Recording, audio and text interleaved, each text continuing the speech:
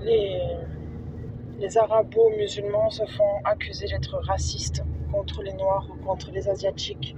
Et sur ce point, je ne peux pas le nier parce que je l'ai vu moi-même de mes yeux plusieurs fois dans la vraie vie.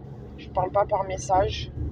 Par exemple, dans ma jeunesse, j'avais une amie métisse asiatique, on va dire, et elle habitait à la Seine-Saint-Denis. Et j'étais allée lui rendre visite. Moi, je viens de Marseille. Et donc, on prenait le RER ensemble. Et il y avait donc des jeunes de banlieue de la Seine-Saint-Denis qui étaient à côté, dans le métro ou dans le RER, je ne me rappelle plus. Et elle regardait devant elle, elle avait les yeux vides, elle baissait un peu la tête. Et c'était comme si elle n'était pas là. Elle était comme un bloc de pierre. Et il y avait donc tous ces jeunes autour de nous. Et moi, j'étais assise, elle était contre la vitre et moi, j'étais assise vers l'intérieur du couloir.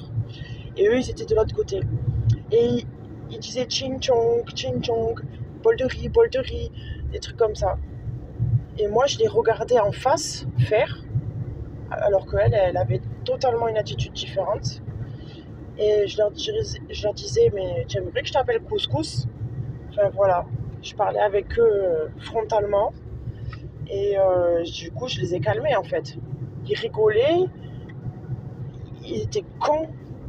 Et ça les a calmés quand même, sans effusion de folie. Quand on marchait dans la rue, quand il y avait des groupes en bas de l'immeuble, ben elle baissait la tête. Elle avait l'air aussi de tracer sa route comme ça, en étant déconnectée du monde. Peut-être qu'elle avait même les écouteurs, je sais plus. Elle les contournait. Moi, je marchais, limite, je dressais la tête devant eux et je déviais pas de mon chemin. Limite, je les regardais en face, droit dans les yeux, l'air de dire qu'est-ce qu'il y a. Bon, il n'y a pas eu de problème, hein. J'ai été mariée pendant environ 2-3 ans à un jeune maghrébin. Et à un moment, il a eu une attitude raciste devant un Chinois parce que près de chez moi, il y avait un restaurant asiatique, buffet à volonté. Il y avait un asiatique qui sortait du restaurant. Et là, il s'est mis à faire ching chong cheng, ching chong cheng. Ben, je l'ai défoncé. Je dis, mais ça va pas. Je dis, les Arabes sont victimes de racisme et toi, je te vois faire du racisme. Il y a d'autres moments où ça s'est mal passé entre lui et moi. Et je lui demandais, est-ce que tu serais pas raciste de moi, en fait, quelque part? Est-ce que tu t'autorises à faire des choses sur moi parce que tu te dis que je suis une blanche et quelque part tu es raciste de moi? Et il me disait non. Mais j'ai vu quelquefois des attitudes racistes envers les blancs. Par exemple, souvent ils sont traités de puer du cul. Parce que nous on s'essuie avec le papier cul. Bon, moi c'est plus mon cas maintenant. Mais de manger du porc, genre qu'on est des porcs parce qu'on mange du porc. Bon, c'est plus mon cas non plus. Et j'avoue que moi-même, je suis dégoûtée par le porc. Donc voilà, j'ai rejoint le clan de ceux qui étaient dégoûtés par le porc. Et donc, quelque part, si je vois quelqu'un manger du porc devant moi, ben, c'est viscéral, ça me dégoûte, c'est comme ça. Je sais pas si c'est vraiment du racisme, mais c'est comme si je voyais quelqu'un manger une charogne. Donc je ne peux pas nier que les arabo-musulmans sont victimes de racisme, mais eux aussi, ils peuvent être racistes. Ça, je peux pas le nier. Et en fait, tout le monde peut être raciste. Par exemple, j'adore les Japonais, j'adore le Japon. Et ben, ils peuvent être racistes. Donc voilà, il faut faire quelque part avec ce trait de caractère. À un moment, ben, j'étudiais le voodoo. Et donc, je suivais une prêtresse voodoo sur YouTube, après avoir fait plein de recherches. Et à un moment, je suis tombée sur une vidéo de cette prêtresse voodoo qui parlait à sa communauté et qui était estomaquée. Parce que dans le voodoo, on croit à la réincarnation et du coup, sa communauté lui disait mais alors, on pourrait se réincarner en homme blanc? Et ils étaient catastrophés. D'ailleurs, il y a un mouvement dans la communauté africaine qui appelle les Blancs les leucodermes, avec beaucoup de mépris. Et ils se prennent pour des pharaons, ils veulent revenir à la religion de leurs ancêtres. Donc l'apogée, on va dire que c'était l'Égypte antique avec les pharaons. Bon, bref, la prêtresse vaudou, elle n'était pas raciste, mais elle constatait que sa communauté pouvait être raciste, et elle disait avec les yeux ronds: mais oui, mes chers amis, vous pourriez vous réincarner en homme blanc, et puis même pire, vous pourriez vous réincarner en porc. Et voilà, ça m'avait amusé. Il y a des gens qui se disent pas racistes, et puis après, je les vois être racistes, par exemple, des Roms, ou je les vois être racistes des Scandinaves, alors qu'ils se disent pas racistes. Et après, je les vois être racistes. Et puis après, il y a des gens qui ne disent pas racistes, et puis je les vois racistes au niveau d'un idéal politique. La manière dont ils ont d'agir, on dirait qu'ils sont racistes.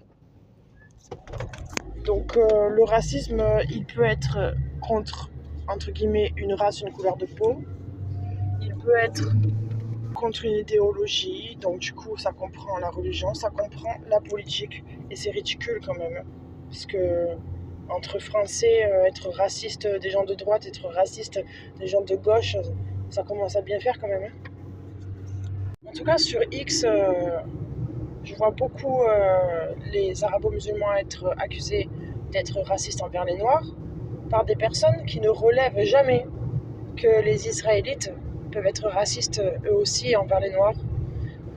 Par exemple, quand il y a eu un rapatriement des Juifs noirs éthiopiens, et que quand les femmes, elles accouchaient, elles étaient, entre guillemets, stérilisées. C'était une stérilisation médicamenteuse qui dure des années, mais on ne sait pas c'est quoi les effets secondaires, il doit sûrement y en avoir. La personne qui est métisse à la peau dorée, qui se ferait certainement traiter de noir par quelqu'un de raciste, elle ne le souligne pas, elle oublie complètement de le souligner, elle veut l'occulter parce qu'en fait, elle aussi finalement, elle est raciste. Elle cible les arabo-musulmans, elle cible surtout les musulmans, peu importe qu'ils soient blancs, noirs, jaunes, du moment qu'ils sont musulmans, elle va être raciste contre les musulmans. Et elle va complètement oublier ce que les Israélites ont pu faire sur les Noirs, parce qu'au fond, elle est bien contente que les Israélites, ils poutrent les Arabes musulmans. Enfin, voilà. Moi, j'ai constaté qu'elle n'a jamais relevé le racisme des Israélites sur les Noirs, qui est très documenté. Dans la religion juive, c'est important de faire des enfants, mais pas si c'est un juif noir. Non, non, non. Donc, nous voyons du racisme envers les gauchistes. Puis le contraire, nous voyons du racisme envers les droitards. Par exemple, prenons Israël. Il y a des juifs antisionistes. Est-ce que ces juifs sont traités d'antisémites? Non, quand même pas. Même s'il y en a qui vont dire oui, ils sont devenus gauchistes, ils ont la haine d'eux-mêmes. Non, mais pas du tout. Pas du tout. Ils n'ont pas la haine du judaïsme, ils n'ont pas la haine du juif. Mais ça, les gens de droite vont dire qu'ils sont comme ça. Donc déjà, ils nient le réel, tout simplement. Ils ne peuvent pas les accuser d'être antisémites parce que c'est les juifs orthodoxes qui sont le plus antisionistes. Alors ils vont dire que c'est une secte, nanani. Mais c'est une secte de juifs orthodoxes quand même. C'est pas non plus Raël, quoi.